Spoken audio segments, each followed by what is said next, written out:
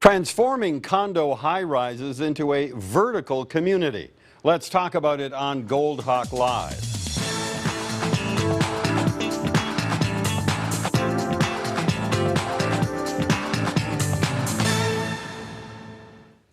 The Ontario government is reviewing the Condominium Act just as Toronto is reviewing its official plan. Part of that plan review has been consultations, some held last month, to determine what condo residents experience in daily living, what they need, what they want, and how should condos establish themselves as a distinctive neighborhood. How will they change the face of the city of Toronto, if in fact they will? Whether you live in a condo or not, what are your thoughts on this? Give us a call at 416-446-7090. And my guest in studio tonight, Peter Moore, is here. He is project manager for the City of Toronto Planning Department. Tammy Evans joins us as well. She's a partner at Blaney McMurtry LLP and representative of the Building Industry and Land Development Association, BILD for short, the Ontario Home Builders Association Condominium Committee. Have I got that right? Boy, that's long. Okay. Scott Bell is the president of the Beach Community Association. Linda Pinizzato is here, and she's president of the Condo Owners Association of Ontario. A little later on the line, we're going to hear from Sally Thompson, and she's the VP of the Canadian Condominium Institute in the Toronto and area chapter. Thank you all for coming in on a somewhat unpleasant night to talk about this. These consultations that have been going on, some last month, they will continue, we hear, a little later on this year. What's been the nature of the consultation, Peter? Maybe for everybody, you could sum that up a bit for us. Well, I guess I can start by just giving a little context that there's been, as we know, a big condo boom going on in the city. We noticed. We've had probably 120-odd thousand new condo units over the last 10 to 15 years. Yeah. There's another 40,000 were under construction at the end of last year. And it's happened very quickly. I think the extent of it has been somewhat unexpected. So we felt that it was probably a good opportunity just to check up and see what kinds of neighborhoods we were building, how the people were living in the condos in a sense. Yeah. Condos as a building are very carefully planned physically. There's an official plan, there's usually a neighborhood plan for them. Every building goes through a development review. So there's a lot of planning goes into them, but now we want to see how that's worked out. How that's working out, very definitely. All right. And Tammy, what's been your view of the consultation process so far? Well, I think it's a great process, and it's very timely, because what happens every decade or so, it's time to look at the legislation, and the legislation traditionally follows the market. So the market has changed over the past 10 years, and I think it's time. How has the market changed? Just the fact it's gotten bigger? I mean, that's one thing that's quite obvious when you look at the skyline. It's gotten bigger, but we're also looking at provincial policies where we're looking more at intensification in the urban areas, which is different than what we had before. We had more land before. We now have more intensification. So we're growing up instead of growing out. But then part of that consultation has to be, as Peter hinted at, is how people are adapting to that and what kind of life do you live as part of that condo community, right? To make it a community. To make it, in fact, a community, not just a tall building. Right. Okay. Scott Bell, what's your view of this? I know you have a somewhat different view as the president of a community association. We're glad to see that there's a dialogue taking place. As a community, we've experienced a profound deafness from the developers, from various levels of city governance and provincial governance on the issue. And we found that we've had to struggle to even get a seat at the table, which in our view is really letting down Ontarians as a whole. There's a profound loss of opportunity across the province on an economic and long-term planning basis. We've got a legacy of beautiful old 19th century Ontario built formed streets, beautiful streets that could be developed in an effective way that would bring tourism and create long-term value. And these are opportunities that continually get lost in the current environment. Is what you're saying in the picture you're painting not compatible with the growth of condos with 40,000 new units under construction now? Our members, our community has said that we welcome development, but we want to see good development. We want to see a roundtable consultation process where everyone's voice gets heard. We want to see advisory panels at the municipal level of governance that allow people to get together long in advance of property trading hands or plans being drawn up to create the built form characteristics for their neighborhood on a long-term basis. This has been done with great success in places like Bondi Beach, Australia, Ithaca, New York, etc., all over the globe. Are you getting that kind of involvement now? Oh, our residents are fully committed to this. And, Yeah. I mean, no, I terms mean of beyond the involving from residents. other- I mean in the process. Do you feel as though you're being heard and perhaps the development community is not quite as deaf as it once was, in your words? It's tough as a developer because you're in a context where you've got to legally advocate for your plans in a way that you've got to retreat and circle the wagons often as a developer. What is that? I don't know what that means. What exactly. I mean, you have to go head to head with people on a community basis very often and push a community in a direction it's not necessarily prepared to go. And because the OMB is this quasi-judicial forum, it's project by project, site by site, instead of community by community. There's no reason that we can't get together in Ontario and say, this is what we want as a 20 or 30-year plan for our community. We want developers to come in and do this with us.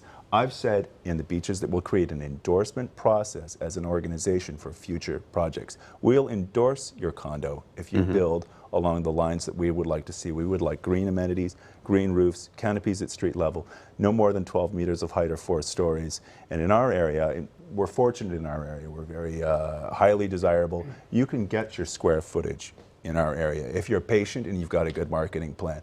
But in Ontario, certainly in Toronto, since the passage of the Green Act, there's been a big rush for profits, a big rush for the property tax base. We're 240,000 units mandated by 2025. All right, let me stop you there before you go through the entire lexicon of what you had planned to say this evening. And let me turn to Linda Pinizzato. I saw you nodding in agreement with a number of things that Scott mentioned. 100%. You know, when I founded the Condo Owners Association in March of 2010, a lot of it had to do with the fact that we have very little governance. You know, it's funny, we talk about infrastructures within the city as far as, you know, being able to build and, you know, whatever density it's going to be as far as height restrictions and OMB and so on and so on. And we talk about TTC, we talk about underground, we talk about parking problems. But the problem that we also have is that there's actually 2 review processes going on right now. One, of course, is a municipal one, which, of course, Peter is involved in and spearheading a lot of. And then the other one is the Ministry of Consumer Services. And we have been working with the Ministry of Consumer Services since 2010.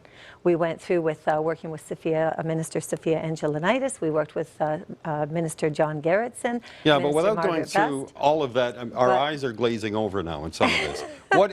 Let me put it in a simpler way so that people at home who aren't living these circumstances the same way you are can be part of this conversation and understand what you're talking about. The condo picture that you see downtown now, the notion that 40,000 units are under construction right now, how worrisome is that for you, just based on what's there now and what's coming in the immediate future? It's extremely worrisome because when the builder builds a building, his lawyers draw up the declaration.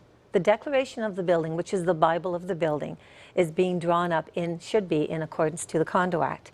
But the Condo Act is in review. That isn't what I asked you. I asked you how worrisome it was. Well, that creates a worry. Didn't I ask that? I'm sure I asked that. Yes, no, but it creates a worry because the problem is that those condominiums, once they're built, okay, the builders walked away. After 2 years, they're done. They've gone through their first and second year of warranty. Right. And now they're gone. So the condo owners are kind of left on their own? They have to depend on the declaration that was written by the builder to create a level playing field. Right. You see? Let me stop you there. We're going to take a break and come back and we'll take another shot at this, okay? Don't go away.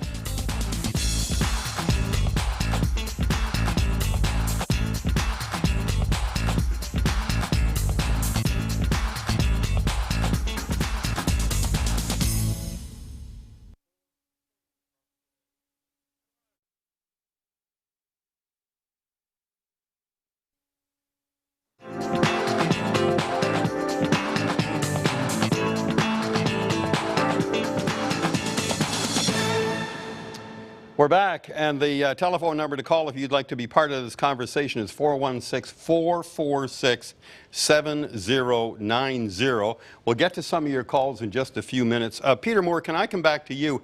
The consultations so far, what's been the nature of them? What are the things that have been discussed? Can you give us a bit of a synopsis? Yeah, I can, I guess, kind of go through some of the issues that we've heard about. Yeah. One, just sort of preamble 1 second to say that there's not always agreement from people at the meetings on what the issues are. I think we get that. Some people get two sides of the same issue. I'm sure. I guess one of the biggest issues is the general area of what infrastructure and services that go along with the new neighborhoods. That really boils down to traffic congestion. We've heard that all over the city. There's too much traffic. It takes too long to get somewhere. Right. TTC, particularly downtown or on the Young Line, it's overcrowded. You can't get on the streetcar. Sometimes people have said the buses don't run off enough, that sort of thing. And the other really big service infrastructure kind of issue is open space and parkland. But particularly open space, some of these new neighborhoods don't seem to have as much open space as people would like to have. When you come down from the 24th floor, right. where is there to go and what is there to do besides going into a bar or a restaurant or shopping for a pair of pants? There is sort of a related issue to that, and that one of the places you can go is the sidewalk, like the public street. Yeah. And I think there's also been feedback. A lot of people have said that the sidewalks, the public streets are not comfortable, they're not feeling safe, they don't have the right kind of amenity.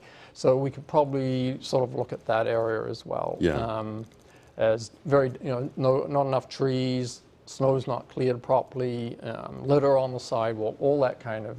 Because I'm sure, Tammy, that when people are attracted to buy a condo, they want their spot in the sky. Maybe they've got a great view of the lake or the rest of the city, but they want it to be human-friendly as well, not just a giant tower that may be blocking out sunlight somewhere in some parts of the city anyway, but they want it to feel like, as I said at the top of the show, like a community. How do you make that vertical community work? Right. So there's a lot that actually goes into that process. There's the external community, so the bigger community that the development sits in, which is what you're talking about, the infrastructure in that community. And then there's the internal community, and that's the community within the condominium itself. So there's two things that are at play there. So the developer has to think about all of that, and through the pre-approval process, through the municipal consultation process, they work together they bring their vision to the municipality, wherever it may be, in this case the City of Toronto.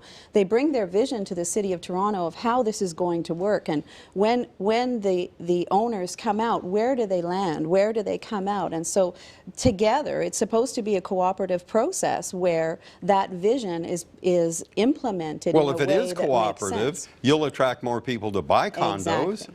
People will be happier living in their condos, and maybe the fact will be that people who don't live in the condos will find that the developments are being placed in the right way. They're sensible. That somehow the people that you represent in the beach will be somewhat satisfied with what's going on.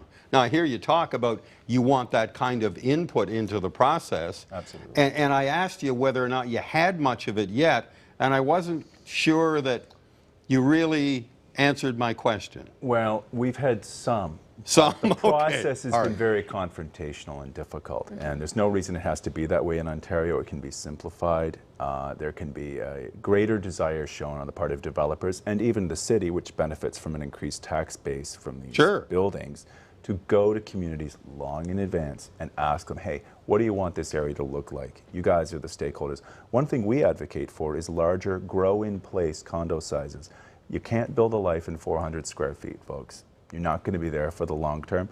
In our area, we'd like to see families. It's a family-friendly area. We'd like to see lots of 3-bedroom and 2-bedroom units designed into these buildings. There's buildings planned for Queen and Woodbine right now, the gateway entrance to our community. And about half of the units are quite small in size. They're single-bedroom. We're not certain what the balance of that is going to be. Of course, it's a busy intersection. It's understandable. You got to sell to people. You want to make a business run. Everyone in our community understands that. We just want input. We want a seat at the table and to be heard loud and clear. And under the current statutory environment, that's quite difficult. We have a quasi-judicial OMB that doesn't listen well to communities. It's often said that hardly anybody likes the OMB for entirely different reasons, depending upon what's going on. Yeah, well, I could do a whole show on that, couldn't I? Maybe 2 or 3 shows. Linda, in terms of living within that 400 square feet, I mean, people are doing that. Maybe not quite 400 square feet, but not much more. There's a few things that are sitting in the background that haven't been addressed. The 400 square feet, right now, some of the builders are stepping forward and they're putting forth a thought to put a retractable wall. So what they want to do is basically split the bedroom in half so that if they needed it or the person next door buys a unit beside you, you're able to join the 2 units together. Now, there's a lot Well, some of that goes on now, doesn't it? Not as far as retractable walls that's going on, but one big thing that is going on right now is the fact that a lot of people are using units. They're literally furnishing them. They're putting them out on the open real estate market, like as far as maybe Kijiji or something, and they're advertising them as hotels. And they're basically living in 1 day, 2 days. The declaration, I know we can't, it's hard not to talk about it because the paperwork. Yes, well, the paperwork, the problem is that they refer to something called transient living. Transient living. But communities wouldn't want that, it's dangerous for people that, no, they don't. You don't like that either. I mean, no, people that live in a condominium, though, they don't want people coming and going. I mean, if you're talking about short-term rentals. Hotel, isn't it? Exactly, and it's not good on the wear and tear of the building. Yeah. Because the operating expenses of the building are going to go through the roof when you have people coming and going and coming and going. But under the current regulations in the Condominium Act, that can still happen. That is still, that can happen, allowed. But it goes back to what's in what the builder prepares. A lot of times the builders are preparing the paperwork to allow transient living, which is a key thing. Well, that's all I'm asking. It's allowed. It's allowed. So maybe that's something that somebody should be. It's a loophole, to be quite honest with you. It needs to be addressed. Is it a loophole? It's not a loophole. Oh, all right. It's what is not it? a loophole. The Condominium Act says you must disclose what the project is going to contain. If it's going to contain units for short-term rental or accommodation, then you have to disclose that. That's what the Condominium Act says. Okay. And it works. It's mandated. The declaration is very specific, and it's mandated what must be in the declaration. So there's no hiding what's there. It's mandated. If something happens after registration, that's different, because after registration it's been turned over to the owners who own the building. The developer is no longer there. He can't control what happens after it's been turned over. Right, yeah, of course. But nobody, I can't believe that anybody sitting at this table would really want to see a whole pile of these short-term rental units in the same place where the idea is to build some kind of community, vertical or otherwise. Is that not fair to say, Peter? No, I think that's quite reasonable, yeah. And perhaps on that, though, that's not a comment we've heard so far at the consultation. Well, that's getting into the weeds a bit, maybe. It just hasn't been, it'll come up, though, we haven't heard, no one's complained about transient uses. Well, give them time. There's been issues around. Give them time. Actually, all the city has to do. What we have heard, getting back to Scott's point, is they want more mixed communities, larger units, families in the community, that sort of thing. But it's interesting, we haven't heard anything about the sort of the hotel. But this consultation process is not over. I'm assuming that you might. No, absolutely not. We've been through one round of consultations. And we're going to go through another round when we've kind of looked at all the issues and developed some recommendations. Then the report would go to council at some point later on. And before that, we're going to have a survey up on the web, probably at the end of, or the beginning of next week, to verify what we've heard in the first. Can anybody participate in the survey? Absolutely, yes. They just go to the right web page. Here's Sonny on the line from Scarborough. Sonny, what are your thoughts about what you're hearing here? Thanks for taking my call. Okay, my thoughts. I think the developers, should really take a walk down Eglinton Strip. Eglinton Victoria Park, Warden. Because they got condos there, they got apartments, they got houses. Plus, you should see they got a bunch of stores. And it's a family-oriented place. And that's the problem is when you go down Lakeshore, you see these condos. I mean, it's very bland. Yeah. And of course, and they're quite high. I mean, like the 53rd floor. I mean, that's quite high. Yeah. But if you follow Eglinton, the strip down there, it's a beautiful development, and I think developers should learn from that. And that's my. All right, thanks, Sonny. Thank you. Well, Sonny is saying essentially what you're saying, and I think all of you would agree with it, a community that looks, sounds, and smells like a community where it isn't just a bunch of tall And silos. what he's referring to are mixed-use community condos. Yeah. So he's referring to a use that is mixed with residential and retail and commercial so that it actually brings a community environment there. So there may be some streetscaping, there may be some street front retail, and that actually helps to bring the community together. So there's services for the residents of the condo. Yeah. Scott, do you ever see the day when maybe members of your beach community association would be condo dwellers? Well, we'll have some, undoubtedly, in the coming But that years. would be a good thing, would it not? Mixing mixing up those viewpoints? Yeah, we want to see a mixed use on Queen Street. There will be some development. Certain soft sites, in fact, are suitable for it. And what's a soft site? Don't give us all that jargon. Well, a soft site is a collection of lands that are worn in character or don't have desirable characteristics for the community in the long term, suitable for development, in other words, so that need upgrading. And we do have some of those sites on a very limited basis of the beach. So that's like a vacant lot or something? Is that what you're saying? Not quite vacant, but not quite vacant. Not quite vacant, but not well It's used ripe right for now. An old building that's in poor shape, etc. Now, there's very few of those in the beach, and we've said wouldn't be firmly, many left now, would there?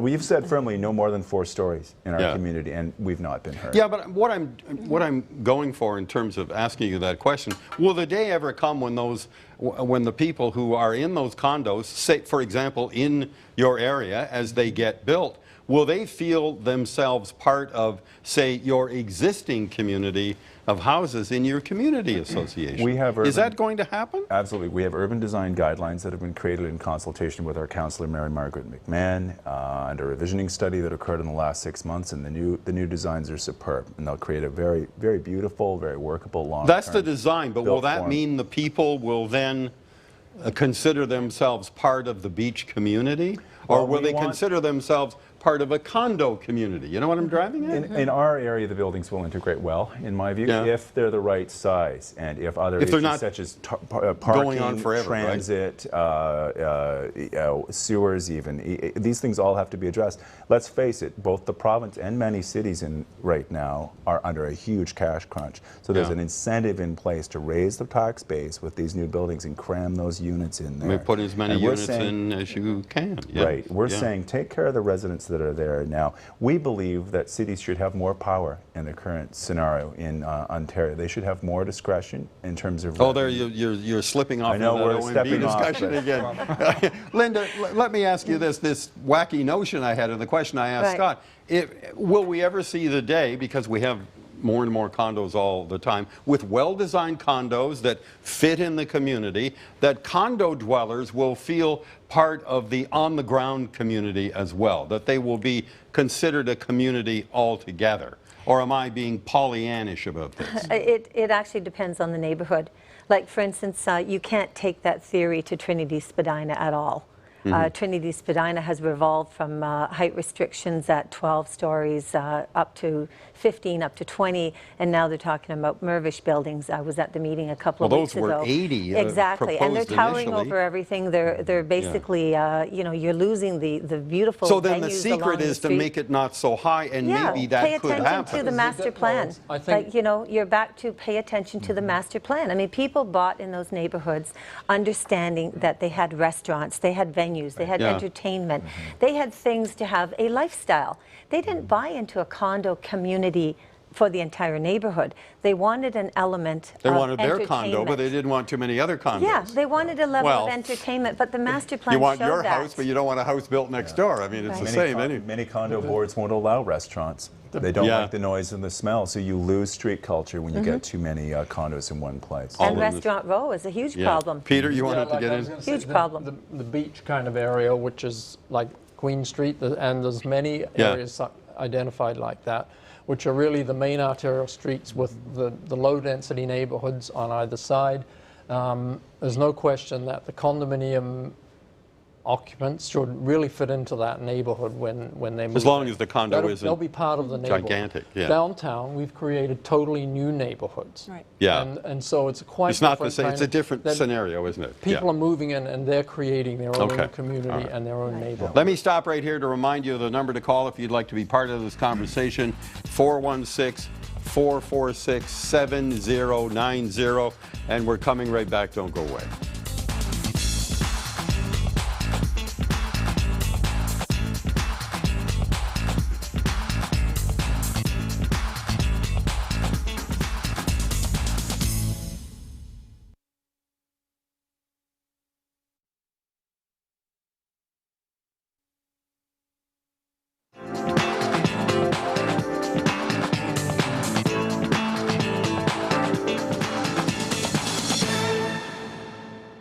Okay, we're back talking about condo communities in the city of Toronto and how they mix with on-the-ground communities or how they develop on their own in different parts of the city. We have on the line Sally Thompson, and she's the Vice President of the Canadian Condominium Institute, the Toronto and area chapter. Sally, thanks very much for being on the line for us tonight. My pleasure. You have been listening to the show. Can you give me your impression of the discussion that we've had so far? I think it's a great conversation, Dale. I think that there's a couple of issues that perhaps we haven't put on the table yet. Go ahead. And that is, you know, when we talk about communities, we talk about communities inside condos, but we talk about how they contribute to the overall community. And the big thing that both the province and the city need to be focused on is how do we ensure that all these condominiums that we've built become valuable contributors or remain valuable contributors to the community rather than allowing them to degrade or to run into governance issues which will make them problematic in the future. Well, that's a two-step thing, isn't it? First, they have to be a community in the building and then a community beyond the building. Is that what you're saying? Yeah, absolutely. And that's about, I think, I don't know if the audience recognizes that condominiums obviously are run by volunteer boards. Yeah. And when that was, the average condominium in Ontario is 67 units, but when we're running a 700-unit condo with a volunteer board, it's a huge set of obligations on a bunch of folks who don't have any particular education in that area. And that doesn't make then for the kind of community living within the larger buildings that you might have thought you were going to have when you bought in the first place. That's right. And I hear lots and lots and lots of complaints from people who are having trouble with their condominium board or various and sundry issues having signed up and moved in. It seems like a really problematic area. Well, there are excellent buildings and there are problem buildings. Yeah. Yeah, and a volunteer board has a huge job on their hands. You know, they typically meet once a month and handle business during the month where they can. But there's a lot of business in a 700-unit building or even a 200-unit building. How do you view it globally right now? We've got what, 250 to 275,000 people living in condos. We have an extra 40,000 units currently under construction.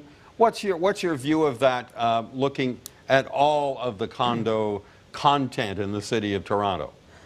Well, in the city of Toronto, I think there are some 325,000 units currently. Oh, is that low? All right. And yeah, so there's a lot, and obviously with the new ones coming online, it's a lot of residents, and it's, I just think that the province and the city have huge motivation to make that a successful way to live. Yeah. And if we don't pay attention to it now and get things right now, then it's very much harder to fix it 20 years down the road when things have slipped off the rails. Well, then give me a couple of ideas from your own experience and what's in your own mind about how we would approach that and a couple of things that could be done. Well, certainly the province is heading in the right direction in the changes to the Condo Act because there's a big focus there on the expertise of the managers and on training of directors on the boards. So that's a huge step forward, and I think the city consultation is also positive. when they think about how that building fits into the community, and are there changes to the community that can work better, or even I think it was Scott mentioned how we need to be looking at the buildings in the larger context, not just in the context of each individual building. Right. You know, you put 100 dogs in a building, and trust me, you need some green space. Mm-hmm. So, Yeah, I think that's fair to say. We're concerned that some... All right. Sally, is there a saturation point beyond which we can't handle any more condos in the city of Toronto? It's a great question. There are, I mean, I'm always told of cities where living in high-rises is the norm. Yeah. You know, and I think, and actually to that point, I think we need to always remember too, in Ontario, of the almost 600,000 units that we have, 200,000 of those are townhouse units. Mm-hmm. So condominium is not just about high-rises. In Toronto, right. It largely is. So they're across the context. But the saturation, when I speak to the board members, when I'm out, I'm an engineer as well, so I do reserve fund studies and performance audits and help them fix their buildings. And when I'm out speaking to them, I'm always surprised by how many people see it as a very temporary housing solution, that they're there until they can move into a house. And I think that somehow culturally we have to help shift the situation so that that can become a much longer term residence. Well, that also sounds like a problem in the making. If they aspire to be in that house on the ground, who moves in behind them in that condo unit? Exactly, which is where you start to talk about the builders planning for, you know, it's nice to say we should build larger units, but when the prices are where they are, people can't afford larger units. Yeah. So how do you plan smaller units and sell them perhaps to investors in groups so that individually they can be rented, but at a later date they can be combined? Yeah. Sally, thank you very much for your time this evening. I really appreciate your thoughts. Oh, no problem. My pleasure. Okay, that's Sally Thompson, Vice President of the Canadian Condominium Institute, the Toronto and area chapter. Let me take a couple of phone calls, then I'll come back to my panel. Here's John from the Yonge and Eglinton area. John, what are your thoughts about this? Go ahead, John. What I see in the city of Toronto is a whole everywhere I look. Everywhere I look, a new condos being built. I can't understand how the OMB or that Peter Moore guy aren't getting paid off when there's so many condos in the city. Every 5 feet. I live at Yonge and Eglinton. There's hundreds around here. I travel across the city every day. 150 kilometers a day I put on my car. I'm all over the city, and every time I turn my head, there's a hole in the ground. Doesn't matter if I'm at Yonge and Shepherd, or if I'm at Islington and Park Lawn, or if I'm here at my own house, or wherever it is. I see condos everywhere. And well, it says what's to me we don't, Peter, on the infrastructure John, of this town. John, we all see that. We see the holes. We know the condos are being built. If we put you in charge, what would you do? John? You know, well, first of all, I agree to the point. What would I do? I wouldn't put so many, or I would make the permits really expensive, which they don't do. How much is a permit to put a hole in the ground? Can't be more than $10. John, all right, John, thanks. John, thank you. People just don't like condos, and you're always going to have people in the city who live in houses who don't like condos. You will have them within your own, I'm sure, Scott, community association. So part of the work has to be to try and put this together somehow, doesn't it? That's why we want to see grow-in-place unit sizes so people can come to our area and become true residents of it, not just come for a few years, etc. And we're concerned at the size of some of the larger properties we see that they might ghettoize in 20 years. The boards will fall apart exactly as the previous to the last caller said, and we'll have a big problem on our hands in terms of revenue and operating the city. And then if you've got these short-term rental things popping up here, there, and everywhere, you've got that as a problem on top of that. No? We also have... well, Peter says no. I want to hear why he's saying no. There's a reasonably small market for short-term rentals, but there are people who are moving through the city or coming and staying for a short time, and on business usually. It's not a long-term kind of people just moving from unit to unit kind of situation. No, but it would be one unit that would see in a given month a whole bunch of different people coming and staying for a couple of days. That sounds to me like a hotel room. And some, sort of close. And some buildings kind of specialize in that kind of And there unit. there Maybe are Tammy knows more than I specific do. use condominiums who have that use, and Right. so if It's written down it's on written the paper, down, as you said it's on earlier. the paper. Yeah. It says that this is transient living here, or we accommodate transient living here, or hotel style short-term living, and so you have the knowledge when you enter into the agreement of purchase and sale that this is the type of community that you're entering into. And before For you- example, a hotel condominium. All right, but before a developer would build that kind of building, that would have to gain approval from city council as Absolutely. well. You can't just Absolutely. fire these things through without somebody looking at it and saying, okay, too many short-term rentals, Right, perhaps. right. Or, So okay, it- we'll allow you a That's few. not- It's that- based on the market, it's That is based on the definitely need. not the What? case. What? I've been a realtor for 33 years, and I can tell you right now that when people are buying new condos, first of all, there's no disclosure. So they don't realize that that sales office is actually representing them. It represents the builder. Yeah. So a lot of people, because they don't want to, they're looking 3 years down the road, they don't go ahead and find that in there. So a lot of people are not aware that there's transient conditions that are in there because the documentation is this thick. Yeah. In most cases, they put it because it's a saleability. It's a bonus to get the out-of-country investors in or people that are in the investment You turn world. it into a revenue property, right? Absolutely, that's Yeah. what it is. It's a revenue base, and it's a stronger revenue base than anything is. Yeah. And especially now because everybody talks about affordable housing and try to find other avenues to make For sure. additional funds, that's exactly the radar on it. If the city would take a moment and maybe go and check through police reports and so on, they're probably going to be shocked at what they're going to find out about people coming for the weekend, 2 or 3 or 4 people renting what they perceive as their hotel room for the Kind weekend. of like a party room for the Yeah, weekend, their that party sort of room for thing? the weekend. Let's enjoy downtown TO and let's take off. Well, we've but got Peter, owners hang living in on. that Peter building. is saying that's not a problem. There isn't that kind of a market. No, there is a market And you like say that. there is a market. Absolutely, I can guarantee you that there's a market. That's my I'm not saying expertise. it's not a market. I'm saying Well, that's it's exactly not. what you said. You said they're springing up everywhere, I guess. And I didn't say they're they not. were springing up anywhere, and you did say that there wasn't much of a market for that kind of It's a short-term rental that we were talking We've about. I think we haven't seen I think it it's complaints. as a- optimistic. The Hang on, Trump not all. As a Towers is proportion getting of the sued total by its market, buyers. It's small, okay. And Scott, you were saying, sorry? Trump is getting sued by its own buyers because their projections for revenue are wildly optimistic. Just another example of how there's a profound lack of statutory oversight of this market in our province. It's great to see that these consultations are taking place. There's a alignment of interest with the development community and governments. Governments are short of tax revenue, and developers want to make a profit. You know, it's a free world. Make a profit. Yeah, Just sure. take everyone into account. Development is a privilege as well as a right. You see, the problem is that we separate the situation.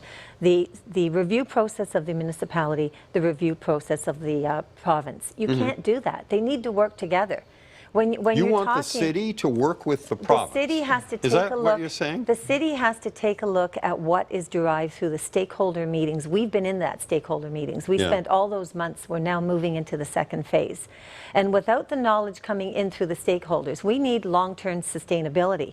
If the board of directors, just as Sally mentioned, they're volunteers. Mm-hmm. Property management companies aren't even licensed. They're not even licensed. So now what happens is things that are going on in the building could deflate value, not increase value. Because if maintenance fees go too high and incorrect decisions are made on these $80 million buildings, then what happens is now we have a city where, granted, you know, we've come along, we've built it, we've put in these high towers, and, you know, planning has gotten into it, the OMB has overridden some decisions of the master plan, but all of a sudden now what do we have? We have buildings that cannot be sustainable because they can't maintain value, because the internal mechanism of them cannot function properly based on the provincial side. So over time, these buildings go downhill, Exactly. and then it's the kind of building Scott doesn't want to live next to, and who could blame him? It's Exactly. exactly what our That's residents it. are concerned by. And Yeah. in other areas, there's not as much organization. We're very blessed in our community to have a very organized and very united group of people that love our area. We're very lucky to live where we do. We recognize that. We've rallied. It's a pretty special part of the city. We're you gotta very admit. blessed. And we've said, look, get this right. We love this community. If you do it right, then you're adding value over the long term. The problem is having a long time horizon in Ontario with the OMB that we have and the division of powers between the province and the city is very difficult. Cities themselves know that they'll face a tough uphill slog. Awful lot of cooks in this broth, wouldn't you think? Cities need more power, Dale. They need more power at the table. You know, and I know that's not going to happen anytime soon. Perhaps not within my lifetime, probably not yours either. We don't have a seat at the table as residents. We have a city that represents us, but really it's the province holding most of the cards. Well, that doesn't make these this consultation process not worthwhile, because if you're not talking, nothing for sure is going to happen. And the right? goal is to bring everybody to the table. That's the point of the process, is to bring everybody to the table. But are you part of this consultation? How much is your group part of this consultation process? And various groups that we're affiliated with, as well as ours, have all played a role. Okay, so you're at the table, as it were, at least at this point. Can I put one thing on the table? No, before you put anything more on the table, let me get some more voices in, because we are running, it's only an hour show, okay? Right. So we're running out of time, and I want to get more people on if I can. Here's Craig calling from the beach. Craig, what are your thoughts? Craig, go ahead. Hello? Go ahead. Sure. Yeah, hi. I live in the beach, and we often go up and down the Gardner and see condo after condo going up. But we haven't seen any schools go up or any hospitals go up. And I just wonder, with such a huge population growing, how does the infrastructure support that? And the second part of my question is that the city makes a lot of money on the taxes from these things, but it's provincial issue schools, and the hospitals make a lot of, that is also provincial. So the condo builders make all the money, the city collects all the money, but where's the infrastructure to support all the people? All right, Craig, thanks very much for that. Let me come back to you with that, Peter Moore. You mentioned that briefly off the top. Yeah, absolutely. We've heard that there are concerns around infrastructure. I think coming out of this consultation, we will be taking a harder look at some of these infrastructure issues, probably particularly downtown. On the other hand, as I said earlier, when a new building is proposed by a developer, it goes through an extensive review process, and part of that process is to look at the availability of services. So it's not something we totally ignore. On the other hand, we are hearing that there are issues. I think you could find a lot of people who would agree with Craig, don't you think? Yeah, absolutely. Yeah. Here's Alice calling from Bathurst, and you are a condo board member yourself? Yes, I am. Okay. I'm on the board of one of the buildings in the Fort York neighborhood, which is a new neighborhood. Right. And it's all condos. And I agree, there's actually a lack of infrastructure and planning in this area. And the entire waterfront, I mean, it's just totally congested. Yeah. But actually what I'd like to add is what Linda was saying is very true about the declaration. And it's really a very important part of condo living. And most buyers don't really look into it all that much. So the declaration is really the law of your building, and it is prepared by the builder, and it's very hard to change after registration because it requires minimum 50%, sometimes 80 or 90. It's virtually impossible to change some of the laws in it. And a lot of condos, they don't want transient living because that doesn't create stability. Yeah. A lot of declarations do have in it that you can't do short-term rentals. Yeah. Some may not, but I think most have that. But however, the key thing, I think, for condo buyers is to really try to look into that and understand what's written in it, because that will be the law of your building. And I find that a lot of people don't understand what condo living is about, and they're getting. Well, those are people who should be consulting a good real estate agent who can tell them a thing or two, wouldn't you think? But they may not know the details. They're not going to. The declaration is quite an extensive little book, and they may not know the specific details of that condo. And the real estate agent wouldn't the real estate agent look into it? Unfortunately, most agents don't really have a lot of knowledge on the declaration because it's a builder document. It's like 100 pages long. So, so what? It's 100 pages long. Well, because the real estate agent is not. Yeah. This is a new construction. The Condominium Act has in place a 10-day rescission period. And that's the cooling off period that allows the purchaser to take his documents to his lawyer so that he gets proper legal advice. So you sign up, you get all the documents, then you take them to the lawyer, then you come back and you back out. But you you can. You absolutely can back out. That's the point of that process. Alice, I want to ask you this before you go. How is it working out being a condo board member?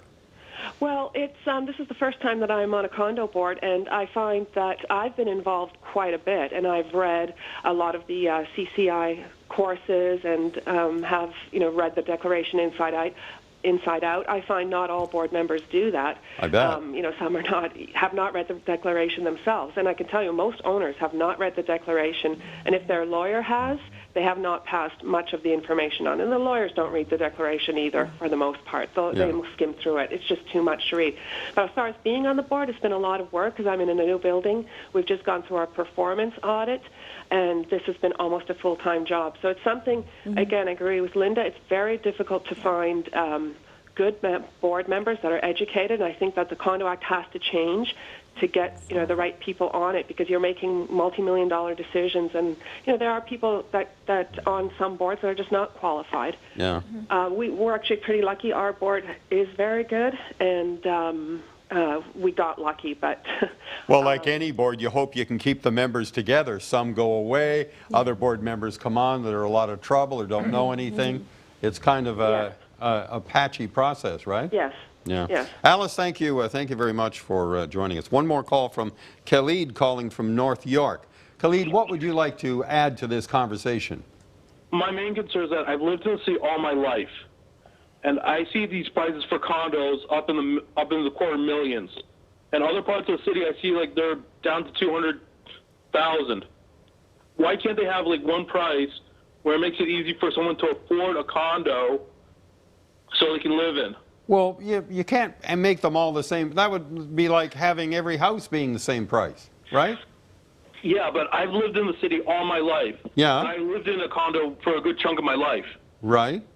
And prices when they were low, like under 200,000, now I see, okay, we have to pay for the square footage, but make it reasonable for a person who doesn't make a lot of money but wants to buy into real estate to build up an equity in a home for themselves. To get to a home on the ground, right? A home on the ground, yeah, or a unit, because I have a lot of friends and family. They bought homes, they turned it around, use it as rentals because some of them can't quite afford it. Yeah. Khalid, thank you very much. Condo prices are coming down at the moment, though, aren't they? There's some tapering off going on, definitely. But one of the biggest ones that we're concerned about are certainly the older buildings that the maintenance fees are just through the roof. Yeah. And that is because of possibly because of difficulties with management, improper decisions, maybe board of directors that have moved over. We've identified it, like in the process in the Condo Act review, we have already identified forgery of proxies. We've identified, just a whole slew of things, to be quite honest with you. Well, how are you going to stamp that out? I mean, if you're going to have a board... Yeah, you have to have, what you have to have is you have to take some, the declaration has to take some power away from the board of directors, and it needs to make more accountability, more governance, certainly a unified declaration. There's no reason in the world that this builder should write this one and that one and this one and that one. There's no point to it. Most of those declarations, there's a standard part of it that would be pretty much universal. Yeah, but you'd still have to have a board somewhere, wouldn't you? Yes, but the problem is you would have the board, but when you get in, COA is moving towards having education processes for board of directors and working with the ministry on that one. Yeah. If we have property management companies that are licensed, then of course they'd be more geared to because right now they're under contract. So they're going to do what the board tells them to do, or they could potentially lose their contract. Yeah. And that's not about protecting the condo owners, that's about working with the board of directors.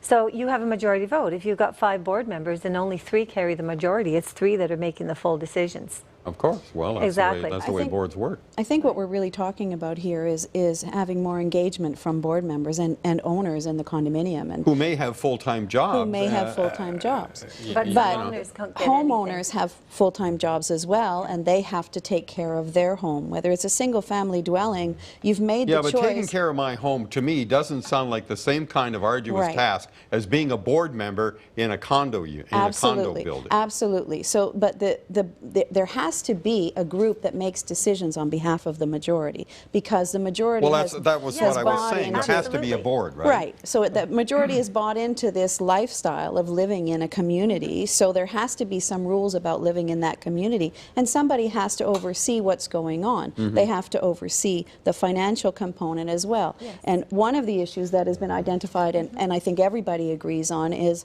we need some sort of education for boards of directors, and that's something that's important. We need some regulation on condominium property managers so that we know and that the consumers are protected, that the people that they hire have a level of qualification both in building sciences as well as in financial management, so that they can run these $1 million, $80, $90 million buildings. So all of those things you're talking about that we're bringing up now, these are Condominium Act problems. These are things that well, there's a combination of three acts. Not the city. These are not planning issues. The city looks at condos as a form of residential development. Sure. That's the only type we're getting now. But that's where the problem is. Right. We're talking here about condos as a form of tenure, as opposed to owning a house or renting somewhere. And that's under the Condominium Act, and it needs to, obviously there needs to be a lot of changes to the Act. Meantime, we're barging ahead, building condo units every single day. And we don't have. The quality's not great. There's a 25-year horizon for some of these buildings, so costs can't help but escalate. Boards are going to go broke. It's bound to happen. See, the other thing too is that right now, if a unit owner, the way most buildings work is that if somebody wanted to do a renovation in their building, okay, they would have to get board of directors approval. Right. Some people don't. They go directly to the city. We've had a case like this, $110,000 in legal fees for the board to fight it. That person went to the city, got a building permit from the city. The city did not even ask it, being a condominium, whether it was approved by the board. It was against the fire codes and everything else. And at the end of the day, there's a break-off of communication here. The city needs to understand that if that's a condominium, so it has to be working together. Nobody'd want to be a condo board member there. We got to take a break. We're coming right back. Don't go away.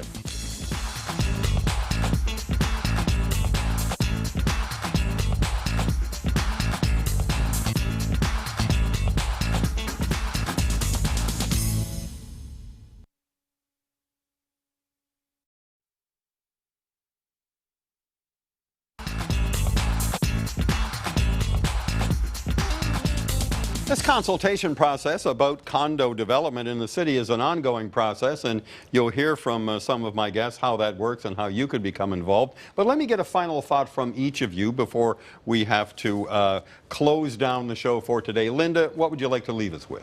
Well, the Condo Owners Association, Co-Ontario, represents condo owners. We advocate for condo owners. So when we're involved in this process, our direct mission is to deal with all of the process to make sure that we have a viable future, we have accountability, we have licensing, we have all the things that are going to be important for condo owners.